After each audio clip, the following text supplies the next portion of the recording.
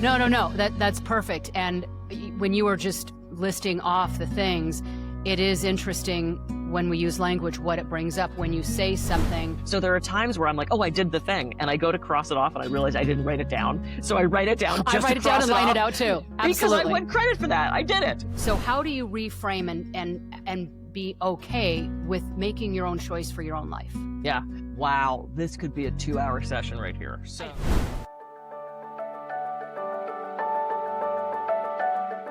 Welcome, everybody, to the Game Changer podcast. This is the big relaunch. It has been years since I have hosted this show, and I am so honored and thrilled to be doing this with the very first person that came to mind when I have been thinking for months, if not a couple of years now, that I want to relaunch this podcast.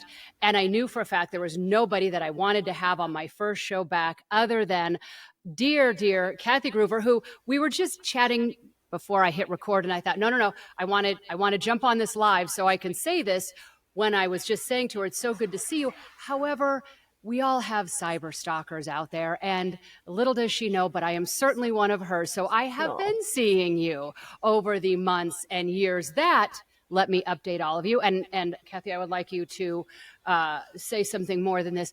How many books do we have now published here 8. on your behalf?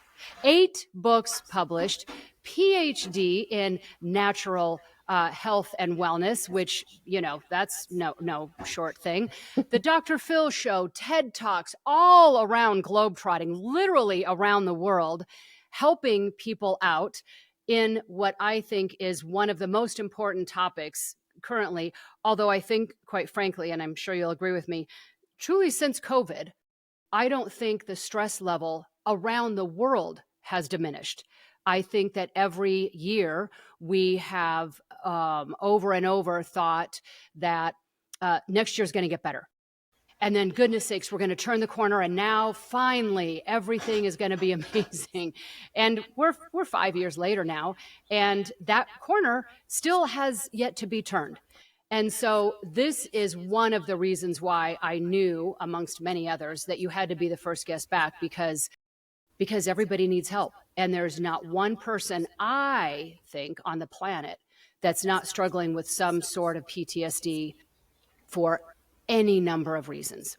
So with that, Kathy, what is important that we know about you before we launch into this that I didn't cover or set you up for, that people should know about your background? Yeah, I started out as a theater person, so I have an acting background, lots of improv. I stepped on stage in 5th grade and swore I would never step off, and I haven't. So when the acting thing, right, didn't work out, I thought, what did I do all this for? And then I realized, well, now I'm on stages around the world. So I'm still on stage. I'm still in front of people, different outfit, different accent. I'm still making funny character voices when I do my talks. So I love getting in front of people, and I love sharing what I've learned. I do hundreds of hours every year of continuing education that I don't need for anything because I'm a big learning nerd. And I just love to share that. I stepped something kind of new for since I saw you last. I stepped very consciously on the path of awakening a couple years ago. And so I've been doing a lot of study with that. I got my first tattoo, which says I am, with a little lotus flower in the Buddhist path. Just really have dived. I went deep into that. Working on my next book. We'll see how that goes. It's piecemeal. I keep saying I'm going to do it, and then I haven't yet. I do aerial silks now, so not just flying trapeze, but also up in the air on the silks. And yeah, I'm open to learning. I love meeting new people. I love being on shows like this, and it's so good to see you. Thank you so much for having me as your first back. Oh. I'm so thrilled by that. Absolutely. I am thrilled, and I don't believe there's a better person to be chatting with about this topic, because you are very well versed, and what's unique is the amount of talks and people that you're in front of, is that you don't just have a perspective from folks in Santa Barbara, which is where you are, or California, or the West Coast, or the US. It's a global perspective of what folks are struggling with. And so with that, let's launch right in and get some much needed help to folks. So from what you have seen, and I think that people have various tools that they've heard of, breathing techniques, or I should try meditation, or I at least should try to quiet my mind. What are some things that you have seen that work almost foolproof, that has an immediate reset, if you will, when somebody is feeling a wave of the precursors of a panic attack or anxiety or whatever it is. And before, it used to be, the example was walking on stage. Well, now it can be a family get together. Right. And so, what are some simple tools that people can use when they're going into that family gathering or need to make that phone call or walking on stage, where they know, okay, I'm feeling this wave and I've got to take it down a few notches in order to have the best outcome? What are those things that you know of? I mean, and you kind of mentioned them, there's not much, we always say there's not much new under the sun. It's just packaged differently, right? So every class that I take, I don't know that I'm learning anything new necessarily. It might be a different way of looking at it. It might be a different technique to get you to that thing. So yeah, so we want to turn down the volume on the stress. And the secret to this is stress is not the problem. If stress was the problem, then, stress is out of our control. So our problem is our reaction to the stress. So if we can start to control the reaction and make it more of a response, then we've got a leg up right there. We also want to control the things that are in our control. And stepping on stage, or hey, I've got to get in front of a board meeting and do this presentation, that just might be, you have to do it. There's no choice in that matter, right? If you go to Crazy Uncle Joe's for Thanksgiving, you can say no. And I think we forget to set those boundaries sometimes. We were just possibly invited to a Thanksgiving gathering, and I said, I don't think I want to do that. And so we're not going to do that. So remembering that you have choice, I think is really important. And so often we forget that. So let's say it's something you have to do. You've got to go to Crazy Uncle Joe's for Thanksgiving. It's going to be a nightmare. There's going to be political screamings and religious arguments. And, I've been to these gatherings. Breathing, you said it, just taking that deep breath. I like to do 4-part breathing, which is the inhale and seeing if you can find that pause at the top of the breath, where the inhale is done, but the exhale hasn't started yet. And then concentrating on the exhale, and you get to that bottom of the breath, and there's that little pause between the exhale and the inhale. Just doing a couple rounds of that can make such a difference, because when we're in the fight or flight response, one of the first things that changes is our breathing. We either kind of start to hyperventilate because we're going to run, or we do that and we hold our breath like the rabbit that's like, I hope they don't see me, I hope they don't see me, I hope they don't see me. So as soon as we say to our brain, hey, just let's breathe, it signals to us that we're okay. So we don't have to have that fight or flight response. Because the other thing about the fight or flight response is it was not meant for emails. It was not meant for the conversation with your boss. The fight or flight response, as you know, is meant for, a bear. We aren't meant to have this massive response to an email or to a comment that somebody makes or to a trigger. And we'll talk about triggers in a second. The other thing is I love meditation, and I've been told my whole life I should meditate. First of all, any sentence that starts with you should is not great communication. Have you considered, have you thought about, what do you know? You should do this. It's very accusatory. It's very judgy. We don't want to be judgy. So the way I like to do meditation, and I learned this from the Benson Henry Institute for Mind Body Medicine at Harvard, which is one of the first places I studied. Go back to that concentrating on the breathing. And on the inhale, think I am. And on the exhale, think at peace. That's it. And just keep repeating that. And what's great about this is you don't have to close your eyes. You don't have to contort yourself into a position. You can do this anywhere, anytime. I do this while they're introducing me before I get on stage, not because I'm nervous, because I don't typically get nervous before I go on stage. But what that does is it does bring you to this moment. And in this present moment, there's no stress. Stress is behind us, and those things we're remembering in front of us, and those what ifs that keep us up in the middle of the night. So that I am at peace anchors us in the now. And I am my most eloquent, together, focused, in the moment person right now. So if somebody asks me a question that throws me, or if my PowerPoint goes wrong, or if I can't get logged into the platform, I don't freak out about it because I'm in the present moment, right? We handle these things, but we do that from a place of non-reactivity. And so when we can control the reactivity, then everything else is easier. You bring something up that is so fascinating, and I think it is an aspect of our psychology that I think it would be great if there was more awareness brought to it, and it's language. So when you just said, I am at peace, our whole physiology, our mind, body, spirit responds to what we tell it as fact. It doesn't know the difference.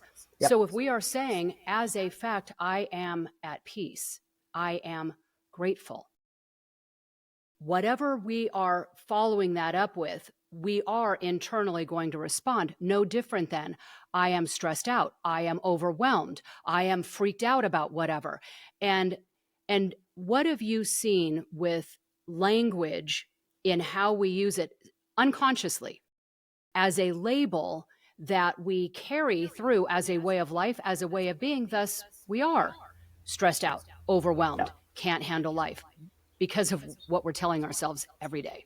Yeah. Well, and I'm going to piggyback on that and say it's also what society is expecting. So oh, I'm so busy, I'm so stressed out, that's become a badge of honor, right? And I am not as busy as I was the last time I saw you. I don't see as many clients. I take more breaks. I take myself to breakfast. My husband and I go to breakfast. I mean, it's like my life is so much more since the last time I saw you. So I was talking to a client the other day who did not know me 5 years ago when I was at my height of like, ah. And I said, oh, I'm just so busy right now. And she goes, well, whose fault is that? And I'm thinking, wow, you don't know me well enough to say that to me. But instead I said, well, I just had 2 back-to-back trips and I lost 2 weekends, which is when I catch up on things like speaking proposals and emails. And I said, so I'm saying I'm busy because there's a level of responsibility that I have not yet had time to get to. And she goes, oh. I wasn't saying it to show off. I wasn't saying it for pity. I was just stating a fact. Oh, I'm busier than I'd like to be right now. And then I managed it, and now I don't feel like that again. The way we language things is so drastically important. And I literally just got off a call before this, and it's a group of women leaders, and they're like, can you, because I did a communication workshop for them. They said, can you interpret something for me? And I went, okay. She said, when I would leave the house, my mother would say, drive safe. And it drove me crazy. She said, I am 55 years old. What, I'm going to crash into a tree if you don't tell me to drive safe? And I said, no. Drive safe means I love you more than life itself. And please be safe, because if something would happen to you, my world is over. You can't say that every time somebody leaves the house. So it's truncated down to drive safe. So we have these little codes that we say that mean so much more. And when you just sit in it for a second, it's just so clear to me what that meant. But because she's in it, she didn't know. So people language things in code. That's the first thing to know. And also you were talking about sort of the affirmations, right? Of not only I am at peace, but I am grateful. If you want to magnify your affirmations, write them down in cursive in that loopy writing that they don't teach us anymore, because that goes directly to our subconscious. And studies support, I'm a big study girl, studies support that when you write things out in longhand, as opposed to using your thumbs on the phone or the computer, you remember things more, whether it's a shopping list, your goals you reach quicker, you get done with your to-do list faster. And I don't know you, but you're a little type A, probably like me. You're like, I'm a big to-do list writer, and if I write something on the to-do list, I love to cross it off. We get a dopamine hit every time we cross something off our to-do list. So there are times where I'm like, oh, I did the thing, and I go to cross it off and I realize I didn't write it down. So I write it down just to cross it off because I want credit for that. I did it. So the way we language things, that's everything, right? And choosing our words carefully, being true with was it the 4 agreements? And one of them is be true with our language, right? How are we phrasing things? What are we actually meaning? Are we being direct with our communication? My mother used to say, I'd open the door to the basement. She'd say, where are you going? Well, you know where I'm going. Your question isn't where am I going? Your question is, what am I going to do down there? Right. And it drove me crazy because that's not what she meant. And I think so often we don't get what we want because we don't actually ask for what we want. We dance around it in this indirect way and then wonder why our needs aren't being met. So language, I mean, that's the key, right? That's the most important thing to all of this. I got off on a tangent, but we do that. So no, that's perfect. And when you were just listing off the things, it is interesting when we use language, what it brings up. When you say something, what is your reaction or response to that? Even the statement, I am worthy. I'm going to tell you, it's, and I do believe it's especially for women, when you follow that with, what do you believe you're worthy of? And here comes our internal fears and our internal truth. And when people say, no matter what I do, things don't work out. Well, let's get behind what's not working out and why. And starting with language, right, is a big one. And I also love you saying write things down. I am a big supporter and believer of journaling for this exact reason, right? Yeah. They have shown studies that there are different sections of the brain that connect when actually handwriting than typing on a computer. So that said, I that was half of the equation, is the story that we tell ourselves. The other half that you brought up that I want to dive into was that there's options. So when we're talking about, because we are on the brink of holiday season, and saying things like, oh, I have to go to, well, hold on. What by obligation is it that you Mm-hmm. have to do? So talk about someone listening right now, and they can already see the list of places they have to go. And how would they respond in a polite way that isn't going to leave them now feeling guilt and feeling bad and apologizing all over themselves, and then running loops in their mind of, well, now I'm not there. Like, let's just say it's that Friday night, and they're spending the whole night worrying about what's being said about me. What are they saying? And now I'm not there. And quite frankly, you would have been better off to go if you're just going to beat yourself up leading up to it that Yeah. whole night and the weeks that follow. Yeah. So how do you reframe and be okay with making your own choice for your own life? Yeah. Wow, this could be a 2-hour session right here. So, first of all, you have to know what you want. And you have to be willing to give yourself what you want. And if you're invited to a girlfriend's house Friday night and you've had a rough week and you want to get in the bath with a glass of wine and a book, damn it, girl, say no and get in the bathtub with a glass of wine and a book. Or say, you know what, I'm going to go, but only for a half an hour. There's a compromise to all of this, right? I think it depends on who we're talking about. If you say to that girlfriend, dude, I'd love to come to your party. I'm so fried. I need my husband's gone too. I just need a night by myself, but I'll come next time. Stating your need. The other thing is this idea of now I feel guilty. Is it guilt or is it shame? And there's such a fine line, right? Guilt is you step on someone's foot and you go, oh my God, I'm so sorry. And you feel bad about that and you apologize and then that's done. Shame is 2 days later, you're like, I'm a piece of crap for stepping on her foot. And we think it's guilt. 9 times out of 10, it's shame. And shame does not have anything to do with right now. It goes way back. That's a little kid thing, right? And when we're a little kid, shame had a purpose. We were shamed as a little kid to keep us in order, to keep us in line, to let us learn these things. As an adult, shame has no purpose. So if someone is trying to shame you, shame on them because it's not, it becomes this cycle. But we can tap into that shame and we feel these things from when we were a kid and we had no choice. We couldn't say screw you to our parents and walk out at 5. What's the plan? You had to be there, right?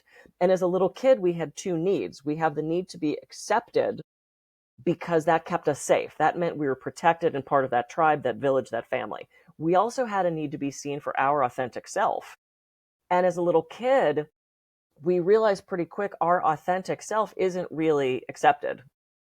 And so we have to put these masks on. We have to be the good girl. We have to be the smart one. We have to be the athlete. We have to be the funny one. We have to be, and they're in conflict, right? And we're going to choose acceptance over authenticity. Well, as an adult, we don't need to be accepted. If you don't like me, I go find another group that does. And we forget that sometimes, that as an adult, we don't have to have that acceptance from our peers. It's nice. We love it. We like to be accepted. It feels good. But for us to compromise our authenticity to fit in with another group is going to create a lot of chaos in our being because we're not being authentic to who we are. Then we get into now are they talking about me and I'm freaking out all night if they're talking about me? First of all, you're not that important. They're probably not talking about you. And I said that to a client the other day and she goes, wow, that's a slap in the face, but I think I needed to hear that. They're probably not talking about you. It's none of our business what anybody else thinks of us. We can just as easily say, what if they're not talking about me? But we don't consider that one. And here's the other thing. Let's say they are. Let's say the women you're in your tub with your wine and your book and you're now freaking out that they're talking about you. Okay. We can't control anybody else. We can't change anybody else. And I guarantee you that other people in the past have talked about you. And guess what? Good news. You survived. You didn't die. You probably didn't even know. So we make up these stories about these imaginary things that probably aren't true. And even if they are, it doesn't matter. So there's my truncated address of all of those things. And no is a full sentence also. And isn't there also the possibility that if they are talking, that there's a high likeliness that each one of them individually is saying, wow, she had the guts to do what I wish I was in the bathtub right now with my glass of wine and a book. Right? Yeah. I didn't think I had that option. Right. Well, and because here's the thing, and this is, a client will say, they'll give me some scenario and I'll say, but if one of your friends came to you and said, I just did this thing, what would you say to them? Oh man, they're brave, they're strong, good for them. Okay, so why is that good for the 6,999,000 and not you? Why is that okay for everybody else but not you? And this is where that self-value comes in and that self-respect. I ask people all the time, what do you want? And so often they say, I just want to be happy. I don't know what that means. Right. And they don't know what that means. Correct. And happy is not some external thing, because if that external thing made us happy, we would never need more than that first toy we were given as a kid. That's right. So you've got to decide what happy means for you, because it's very different for me than for you, than for anybody listening or watching right now. So what makes you happy, and then go for that. Now, don't hurt other people and to do no harm, right? Right. Do whatever you want. It's not at somebody else's expense. Exactly. Happiness and joy. And reevaluating it, because what made us happy at 20 is not, that party in our 20s was the end all be all. We'd never be in a bathtub with a book when there was a party to go to. And now as we age, we think, well, I value my time a little differently. Yeah, 100%. And allowing ourselves to evolve and grow. And knowing that we are not the same person we were when we started this conversation. You and I are completely different people. Right. How many cells have shed? We regenerate ourselves all the time on a chemical physiological level, and we don't take that into account with our beingness. Right.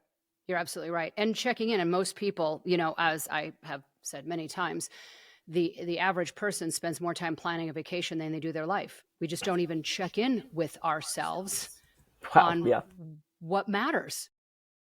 What matters to me and why? Why does that matter? Was that something I was told should matter? And I don't think it really ever mattered to me. And here we go with our old programming, which is now my segue into this sort of second half of the conversation that we haven't touched on yet, but you are, I know, also quite the expert in. And this is sort of all things PTSD, trauma, deep clinical depression, where someone is now listening and saying, boy, you two, all that sounds amazing. And that's just great. You have all the answers. However, not only do I not want to go to that party, I don't even want to spend time with myself in the bathtub. I'm just unhappy all the time. And you know the line, I've tried everything. Okay, well, what I want to branch into is, and really tune in and listen. This is for you. If when I say what I'm going to say, you immediately have a judgmental response or reaction, which is, wow, I didn't think this was going to turn into a drug show. I want you to just, for the remainder of our conversation, anytime something shows up that feels like a judgment, just you can have it when we're done. But for right now, just listen with an open mind for a minute and take something in that maybe it lands on you personally right now, and maybe this is something you come back and listen to later on as it just sits with you. But this is this conversation of the amount of studies that have been going on now for the better part of a decade. This is around MDMA, psilocybin, ayahuasca, LSD. Ketamine is unfortunately in the news because of Matthew Perry. All of these Schedule I drugs that are largely in most places still illegal, being used. Happened in the 70s when all this became recreational, when it was used in psychotherapy practices very successfully for a long time. And then, here we go with the Beatles and Woodstock and all the rest of it. And things went haywire and the government got involved. And finally, courtesy of Harvard and largely Stanford, but many, many universities with studies on the impact that these psychedelics, if you will, are having on people.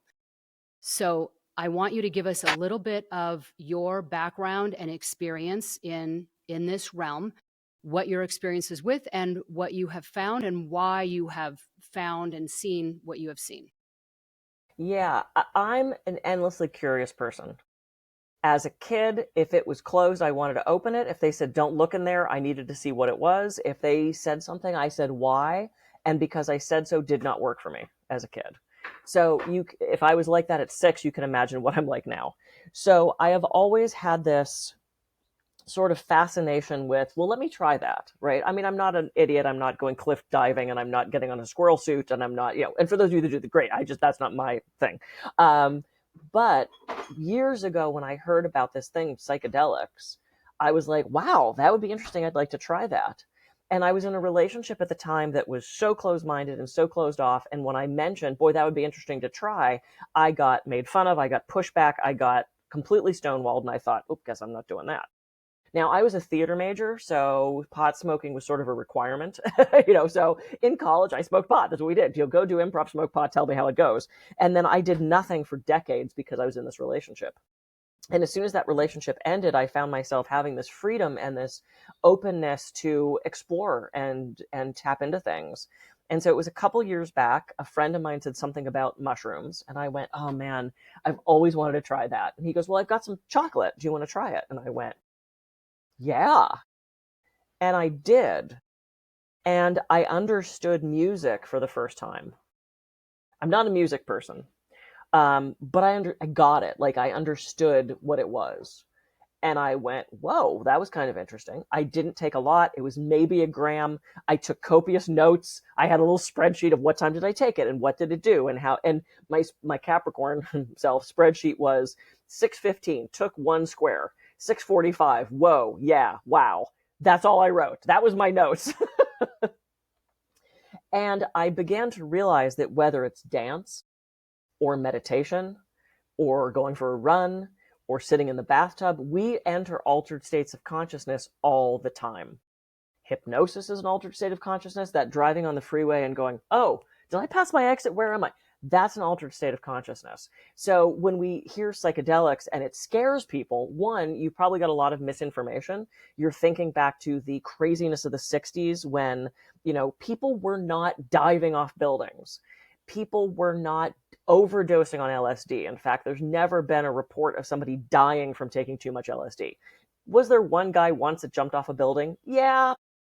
But if you think you can fly, even if you think you can fly, why would you not start off the couch? Why would you climb to a 10-story building? So there's clearly something else going on. It's probably not throwing you into psychosis, though, if you have schizophrenia, bipolar, certain clinical mental health issues, please do not go out and start playing with psychedelics. There is a danger of that triggering you deeper into psychosis. So we want to be safe about these things. I don't think this is for everybody. I would love to see most of Congress trying it because I think we would have a shift in this perspective. But what psychedelics did for me personally was it opened up, I'm going to stop. It opened up from a cosmic perspective, from a compassion perspective, from a healing perspective, from a spiritual perspective. It shifted me into a different state of understanding, a different state of being, because we're so in the doing, right? This is all about the being. And they've done these really cool fMRI studies where they put somebody in an fMRI machine that's functional magnetic resonant imaging, where it shows live what's happening in your brain as you're doing things. And they would just have them laying there thinking. And you would see this side do something, and this side of the brain do something, and this side of the brain do something, this side. Then they would put someone in an fMRI on psilocybin or LSD, and it wasn't this side, then this side. It was the synapses that are firing. And this is why people used to talk about tasting color and smelling music, right? Because it's connecting parts of the brain that aren't normally connected. it also allows for a huge amount of neuroplasticity. And neuroplasticity is that ability for our brain to remodel things. So you want to learn a new language, you want to learn a new music song, you want to write a new book. I mean, this is how we got the internet. A bunch of guys in Silicon Valley dropped some acid and created the internet. The web, this is why they called it that. It's that mycelial network of those mushrooms. So after a couple experiences of my own, me being the I want to learn about it thing, I did a year-long coaching program, so I'm a certified psychedelic coach. Now, like you said, it is illegal still in most places. So I cannot say to you, come to my office, I'll give you a bunch of mushrooms and we'll journey. I can't say that. What I can say is if you're heading off to somewhere and you want to do prep and integration, let's do that. Prep, prep, prep. Set and setting. Most of the bad trips that people have had is because they weren't ready for it. They were around people that weren't supportive. They were in an environment that was unknown or scary. You know, they went to Burning Man, they dropped a bunch of acid, they completely blew their minds, and now they don't know what to do with that experience. Right. I'm all about recreation, recreation. We need that play. We need that sense of adventure and that sense of exploration. And from a clinical perspective, which is what I'm more focused on, let's do a really hearty intake. Let's do a medical intake. Let's make sure you have no contraindications for this. Let's pick the right substance for you, the right medicine for you. I've never done ayahuasca. It does not call to me to do that. I've done psilocybin. I've done bufo, which is toad venom. I've done MDMA. I've done MDA. So I have a list of things that I have experienced because I want to know what that's like. And the same reason I do continuing ed. The more I know, the more I can help people. So if someone calls me and says, hey, I'm going to do a ketamine session at this local clinic, can you help me with my prep and integration? My first thought was, oh God, I guess I better go try ketamine because I need to know what that's like. And so I did 2 ketamine sessions at our local clinic. Ketamine's completely legal. Right. Choose your clinics carefully. There are some really great ones, and there are some that hook you up, give you the thing, send you home, no prep, no integration. And I had a friend actually trip into psychosis because they didn't do the correct intake, they didn't help her, they didn't support her. It's scary. This can be scary. Right. And the bad trips, we always say it's not a bad trip, it's what you needed to see. If it's shadow, if it's negative, if it's dredging things up, it's giving you that for a reason. It's so you can heal that. But you want a sitter, you want people around you supporting you. Don't drop a bunch of acid in your house by yourself and wonder why it's not going well. That's right. That's right. There's sort of my don't you slew also of... agree that your work is beneficial after? Because now I've been exposed to, or I had these things happen. Setting an intention. What's your intention anyway? What for is everything. The point behind it? Right. But after having someone like you to say, "Here's my experience. Help me unpack it." Yeah. What am I doing with this now? Because it's not just about doing that thing on a Wednesday afternoon or, out in Joshua Tree on a Saturday night, but okay, what does this mean for my life now? Yeah. And that's I think as important, if not more important than the session itself. Yeah. What are 100%. we doing with it? How are we interpreting, right? And there's trappings that come with this. So you have this incredible experience. You sat with God. You watched the universe be formed. Here's the trappings that can come with that. You now think you're better than everybody else because you have seen these things. Not true. You think that you are Jesus. Like you truly believe that you are part of God, you're part of the universe. I'm going to tell all of you right now, you are part of God.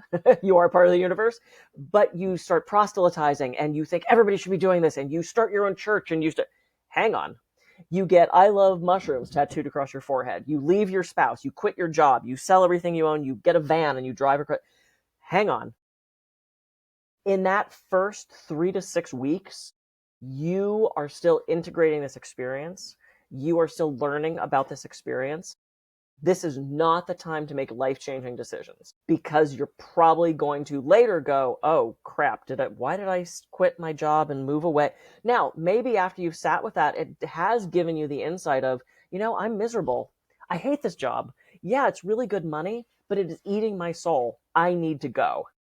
It can inform your decisions, but it is not your decision. I mean, the psychedelics are not that is not the decision. If that, there's words are hard. Yes. No, you're It's, you're yeah, 100% right. And again, walking through the then what? Okay, so you're going to quit your job, get in that van, go drive across country, and then walk me through your life. right. What? Let's get some logic here. Then And what? yeah, And here's the other thing I'll caution against. So I have people in my circles who they are chasing the journey.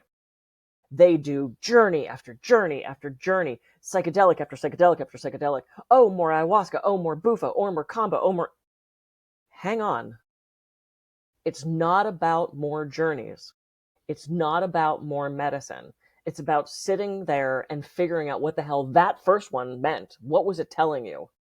This is not about journey after journey after journey. This is about using that to open yourself up to possibility of what's next. But you have to sit in that sometimes discomfort and ask yourself, what was that about? And chasing the high is not going to benefit you. You've got to integrate the experience. And that is the biggest mistake I see people make is they go from journey to journey to trip to medicine, never actually sitting still for a minute and going, hang on, what happened? And actually integrating that experience. That is so important. And that is my big caution from this. Make sure you know where you get your medicine. Make sure you're surrounded by people who are trained and supportive, and do not chase the journey. You're not going to get your answer that way. I've been doing this for years. I've done very few journeys. And I know when it's time because I'll feel called to explore something else. But really, I could probably count on two hands in the course of 5 years how many journeys I've done, maybe 15 of varying medicines. Hasn't been a lot. I don't chase the journey. right. Fantastic advice. And, I think that pattern existed before Yeah. taking this. And so that chasing happiness, right? Chasing that sort of addictive personality, just now we're doing this thing, but we need to figure out what is going on there with that wiring. Completely agree with you on this. And as much as we are saying here, geez, which I quite frankly think not enough people do talk about who it's not for and what to be careful for and setting intention and all these things that matter.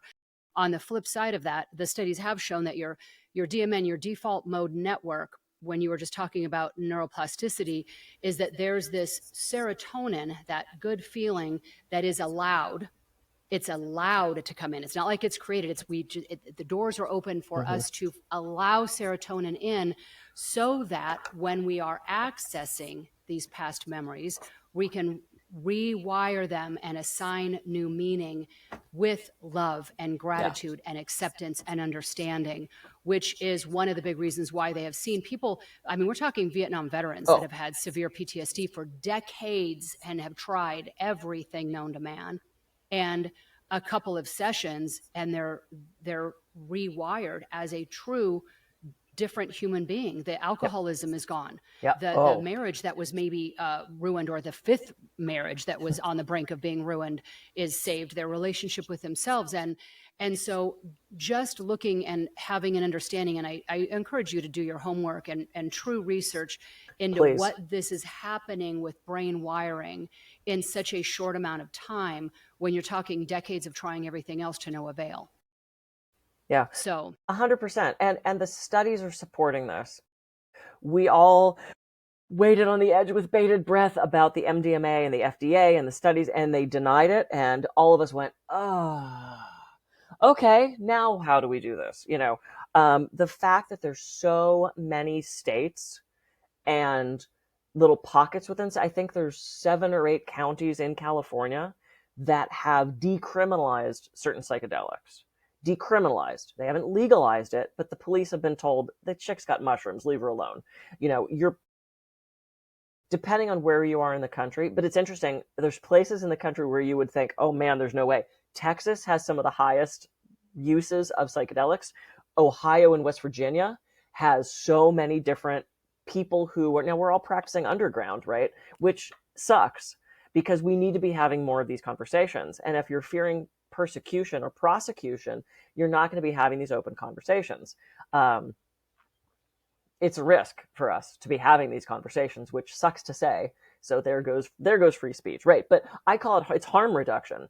Me saying, do not do this if you're bipolar, that's harm reduction. And to me, safety is first. Safety is always first. I have had people call me and start to ask about psychedelics, and I've said, I do not think this is a good idea for you. Talk to a medical doctor. I'm not a medical doctor. Go get more information, because I don't think this is going to be a good fit for you. This is why there's hearty intakes, I hope. Right. And to the point, as we wrap this up here, if that's not happening wherever you are going, if it's just an invite for you and 20 of your best friends to run out to Joshua Tree for the weekend, that's your indicator. This is, again, intention. Everybody's looking for whatever they're looking for. But what we're talking about here is true healing from the inside. Yeah. And that is very doable. And these clinical studies that exist and continue to go on, and thankfully are getting more and more funding, is a very real thing for people that are feeling hopelessly lost. Yeah. Don't give up. There is help out there. 100%. And it's a burgeoning field. We don't know yet what all this can help with. And there's so many newsletters. I get Tricycle Daily, where there's one thing I just want to throw in is I've had people say to me, I did all this stuff in college. What do I need a sitter for? Why can't I just take it myself? And I go, so let's say this. So let's say you're deep in medicine and you're cold. Wouldn't it be lovely for someone to hand you a blanket? Or you decide this pillow feels creepy, I don't want it anymore. Wouldn't it be lovely to have some? If you want water, if you want to go to the bathroom, you feel like you're great, and then you stand up and kind of go, oh, I'm still in the medicine. Wouldn't it be lovely to have someone hold your hand and take you to the bathroom? What if you trip going to the bathroom and what if they realize that there's beautiful stars outside and they can say, let's go look at that? Having a sitter with you, I don't care how much experience you've had, to me is one of the best things you can do. A trained sitter would be great because they know what to look for, they know how to help you, but just having somebody in your space that you trust, that is not going to make you uncomfortable, that is not going to take advantage, that is not safe, man, safe container, build that safe container. And so for somebody that says, I've already done it myself, great, now have somebody with you. Right. Just an invitation. Perfect. As we wrap up all things stress related, and by the way, I meant to start off by mentioning this. I said that, well, I don't know that I said this. I was just so effusive about how excited I was for you to be here, that you are not only my relaunch person, but the only third-time guest I have ever had on the Game Changer podcast. So the two others, for those of you listening, episode 81, we talked about all things health and wellness. Episode 112, we talked about all things managing stress. So if you want more on either of those two topics from Kathy herself, please jump over. If you just go to the gamechangerpodcast.com, I'm not sure where you're listening to this, but if you type in the search bar Kathy, now all three will come up. Again, my only third-time guest. So honored to have you. As we are wrapping up, and I want to end on this note, which again, of the things that I believe are horribly overlooked for how beneficial they are, I want you to speak to, no matter where someone is, no matter what they're feeling, what the impact is of just accepting where you are and who you are, and that whatever that is, it's okay. And the flip side of what the impact is with self-loathing and judgment, and by now I should have been here doing that thing. Look at that Instagram feed by Sally. Then she's got all of the things that we stand in judgment with ourselves, versus just sitting here in this space saying, I'm exactly where I should be and I'm okay. And what that impact is. Again, this could be a 2-hour conversation. So the way I see it, the only choice we have is acceptance. You can fight against, but that doesn't work. Unless we accept something, we can't change it, right? So we have to acknowledge there's a thing, then we have to accept it, then we can change it. If I'm walking around and I have a rock in my shoe and it hurts, and I go, nope, I won't accept that I have a rock in my shoe, I'll just ignore, I won't agree that that's true. well, then I'm never going to stop and take the rock out of my shoe. So acceptance of what's in this moment doesn't mean you like it, doesn't mean that it's right, doesn't mean that it's working for you. It just means that it is. And our stress comes from not accepting the isness of the moment. It's that desire to be anywhere other than we are right now. Now, I'm not saying we shouldn't have goals. I'm not saying that we shouldn't want to change things in the future. We absolutely do. We have to plan for these things. But if you don't accept where you are right now, you can't go anywhere. And to your point about Sally's Instagram feed, and I had the privilege of sitting with Eckhart Tolle a couple months ago, and he was talking about Instagram and these images, and he used the phrase amplified fictional identity. And I was like, oh, writing that down. And I turned right to the page as you were asking that question. So this amplified fictional identity. I have a friend who, to look at her on Instagram, she has a magical dream life of the most incredible experiences. She's miserable. She's unhappy. She can't find a relationship. She's chasing the journeys. She's probably addicted. We can say whatever we want to on Instagram and Facebook and TikTok. Now, I'm on TikTok every day doing an awakening insight, but that's me saying, hey, if you want to learn about awakening, here's what I'm going through. There's no fictional identity of that. I'm pretty just, this is what you get. My hair's kind of messed up today. My voice is a little rat. This is just me. I'm not going to put on things for that. So don't fall for the amplified fictional identity. And you have to have that acceptance. Oh, I wish we had more time. I wanted to talk about triggers. That's okay. I'll be your fourth time guest. I would love we'll talk it. about You know triggers. what? See, that's what they say. Always leave with wanting more. So Yeah. I'm glad that you and I do, and I know for a fact the audience does. So I so appreciate you and everything that you're doing. If people want to know more about where you are, what you have coming up, this book that you're teasing that is going to show up when it needs to show up. When it shows up. where can people find you and learn more all things Kathy Gruver? Yeah, so for speaking and videos and that sort of thing, it's just kathygruver.com. And if you want to work with me directly, so I'm a life coach, psychedelic coach, spiritual coach, all the whatever blank coach, it's just kathygruver.coach. So those are the best ways. And I'm all over social media. Typically, it's Dr. Kathy Gruver, so Dr. Kathy Gruver. Perfect. And I'm assuming on your website, we can just go to the icon, click. That's Instagram a good question. Or Facebook. Is that I there? think so. I don't know. I think so. Probably, maybe. I think so. Could be. I think it is. But you are easy to find. So Google her name. She'll come up every which way. She's a very famous, popular, important person. So we can find you. My last question, I ask it every time. I've asked it 2 other times. I'm going to ask it again because, to your point, you are a different person than you were back in the day, no different than an hour ago. So in this very moment, what is one thing, Kathy Gruver, that you absolutely believe to be true? Well, this has changed, and I would love to know what my previous answers were. What I know to be true is that I am. Thus the tattoo. That's why I got it. That's all there is. I am. I am everything. I am consciousness. I am awareness. I'm the awareness that's aware. And there's only one way to phrase that, which is I am. So that's what I know to be true right now. That sounds like an invitation that everybody tune into TikTok and learn more about awareness with Kathy. So thank you once again for being my first person back, my only third person here on the podcast. I look forward to seeing you in person, and forewarning here, because she hasn't heard this from me quite yet, but I'm going to put this out here publicly. I am going to start bugging you about hosting a retreat here in 2026. So we are going to have to chat about that because, listen, it's fun online, but it's even more fun when we are together and live and in person, which I cannot wait to have happen. Yes, so, I'm in. Beautiful. So that said, thank you everybody for being here. Thank you for your time, Kathy. Get on with your amazing day, and we will speak again soon. Thanks.